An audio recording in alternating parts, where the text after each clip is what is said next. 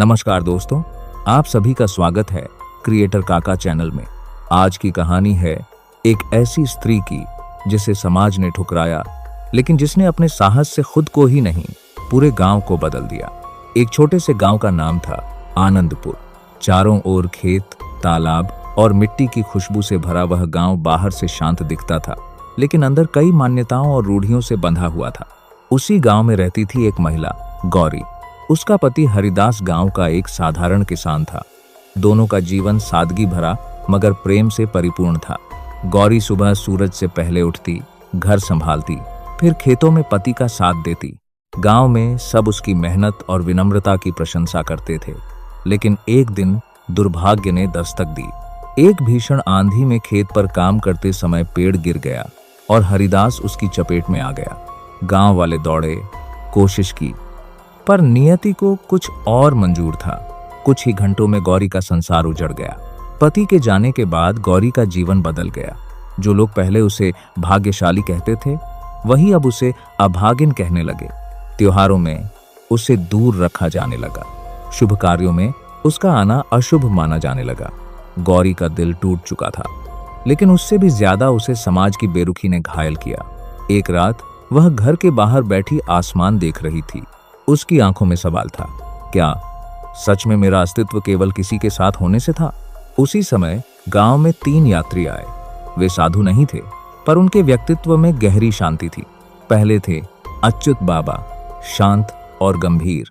दूसरे थे माधव दास, मधुर वाणी वाले। तीसरे थे निर्मल योगी, जिनकी आंखों में अजीब सा प्रकाश था। उन्होंने गांव के बाहर बरगद के नीचे डेरा डाला। गांव वाले आशीर्वाद लेने गए। जब गौरी दूर खड़ी थी, निर्मल योगी ने उसे देखा और कहा, यह स्त्री टूटी नहीं है, यह बस सोई हुई है। लोग हैरान रह गए। अगली सुबह अच्युत बाबा ने गौरी को बुलाया। उन्होंने कहा, यदि तुम बदलना चाहती हो तो पहला कदम समाज से नहीं, स्वयं से उठाना होगा। उसे एक काम दिया गया, गांव के चौक में जाकर सबके सामने सिर उठाकर खड़ी होना। यह सुनकर गौरी कांप गई। जिस गांव ने उसे तिरस्कृत किया, वहीं जाकर खड़ी होना, लेकिन उसने साहस किया। अगले दिन वह साधारण सफेद साड़ी में गांव के चौक पर खड़ी हो गई। लोग फुसफुसाने लगे, कुछ हंसे, कुछ ताने मारे, पर वह नहीं झुकी। उसने पहली बार सिर उठाकर कहा, मैं अपशगुन नहीं हूं, मैं भी इसी मिट्टी की बेटी हूं। उस दिन पहली बार उसने खुद को छोटा नहीं समझा। माधव दास ने कहा, दर्द से निकलने का एक ही मार्ग है, किसी और का दर्द कम करना।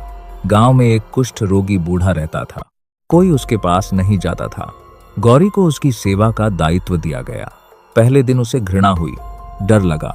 लोगों ने कहा, अब तो यह पूरी तरह अपवित्र हो गई। लेकिन गौरी रोज उसके पास गई, घाव साफ किए, भोजन दिया, उससे बात की। कुछ हफ्तों बाद बूढ़े की आंखों में चमक लौट आई।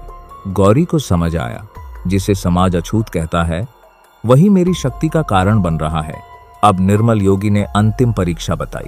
उन्होंने कहा, जिसने तुम्हें सबसे ज्यादा अपमानित किया, उसे क्षमा करो। गांव का एक आदमी था, रघुनाथ, वही जिसने पति की मृत्यु के बाद गौरी को अपशगुन कहकर सार्वजनिक रूप से अपमानित किया था। गौरी के भीतर क्रोध था, लेकिन एक दिन वह उसके घर गई। रघुनाथ बीमार पड़ा था, कोई उसकी सेवा नहीं कर रहा था। गौरी ने चुपचाप उसके घर की सफाई की, दवा दी और पानी रखा। रघुनाथ की आंखों से आंसू बह निकले। उसने कहा, जिसे मैंने अपमानित किया, वही आज मेरी सेवा कर रही है। गौरी मुस्कुरा दी, मैंने तुम्हें नहीं, खुद को मुक्त किया है। कुछ महीनों में गांव बदलने लगा। लोगों ने देखा, जिसे वे अभागिन कहते थे, वही सबसे साहसी निकली। धीरे धीरे महिलाएं उसके पास आने लगीं, अपने दुख साझा करने लगीं। गौरी अब विधवा नहीं रही, वह दीदी बन गई, फिर माता गौरी। एक दिन तीनों यात्री चुपचाप गांव छोड़ गए। जाते समय उन्होंने कहा, हमने तुम्हें कुछ नहीं दिया, हमने केवल तुम्हें तुम्हारी शक्ति दिखाई है। गौरी अब समझ चुकी थी, भाग्य बदला नहीं जाता, भाग्य बनाया जाता है। दोस्तों, यह कहानी हमें सिखाती है, समाज की सोच से बड़ा हमारा आत्मसम्मान है। दर्द को शक्ति में बदला जा सकता है। सेवा और क्षमा सबसे बड़ी साधना है, और हर स्त्री अपने भीतर एक दीपक छुपाए बैठी है, बस जरूरत है उसे जलाने की। अगर आपको यह कहानी पसंद आई हो तो वीडियो को लाइक करें, कमेंट में जय माता दी अवश्य लिखें और ऐसे ही प्रेरणादायक कहानियों के लिए चैनल को सब्सक्राइब करें। जय माता दी।